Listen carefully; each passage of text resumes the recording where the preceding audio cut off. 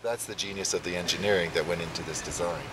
The good part of it is now that we've set it up in the stadium, we get to walk around in all these seats and notice that the sight lines and how they've been from our initial plans, and it's turned out they've been even better than we'd hoped. And we've now opened up a couple thousand seats that we'd held off because we didn't want to have any obstructions whatsoever. Everyone needs to have a great view, and they're going to have a fantastic view. So those seats are now available onto the master systems as we speak. What records has this broken as far as tours go? Well, it has certainly broken the all-time record of grosses. We will have over 7 million people, and that record will be the most for a touring entity.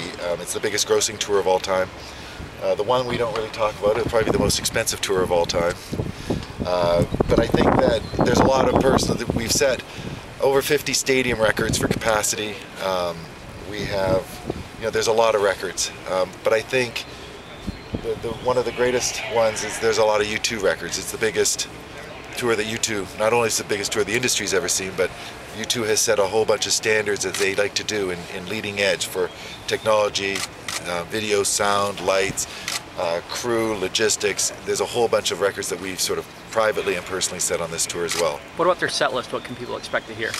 I think the set list is, you've seen it from many shows, I'm sure, and you'll see that it plays a lot of the major hits. The band always will mix up a couple songs. They have a meeting the night of the show, before every show, to finalize out their set list with Willie and their creative team.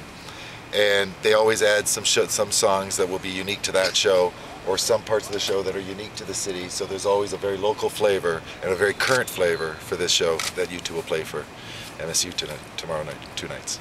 You talk about in the round. Does the stage rotate? What does that mean? We don't really call it in the round, actually. We call it 360. So it'll play in a full 360-degree view. The stage is to one side of the field, as you'll see. The band does like to have a sort of starting point of where they come out and start a concert and play to, and in the round, it would be as if the stage was actually in the middle. The 360 we have a runway that goes all the way around. The stage itself is round. All that really turns and rotates around is the drum kit. So when the band is playing to certain sides, Larry can have his drum kit switch around so he's facing that side. But the rest of it, the band just makes full use of the real estate. They've got a 150-yard runway on the outside of the stage with usually a couple thousand people on the inside of the inner circle and then the rest of the field. So it really is a full immersive experience between the fans and the band to play in all directions. What happens to this superstructure when the tour is over? That's a great question. We've been considering it a lot. We've had a lot of inquiries from different corners of the world of people wanting to know what we're planning on doing. Our intention is we will sell these off at the end of the tour. We have re-engineered some designs that play a pavilion inside the structure. It's 68 meters by 48 meters, and a pavilion that will actually rise and lower, and it'll become an incredible amphitheater type of venue that will be part of any new city skyline. That'll be very unique, and in our eyes we'll be able to recycle the structure, reuse it, and let what has been an iconic structure for the biggest tour of all time live on. So it's for sale. It is for sale. What Get out the checkbook, and we can start talking. The band played at Dooley's in town 30 years ago, a little bar. Any chance they'll revisit?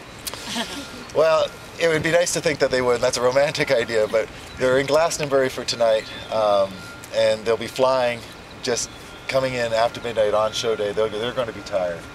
So I don't think there'll be any bar time to slide in. What did Spartan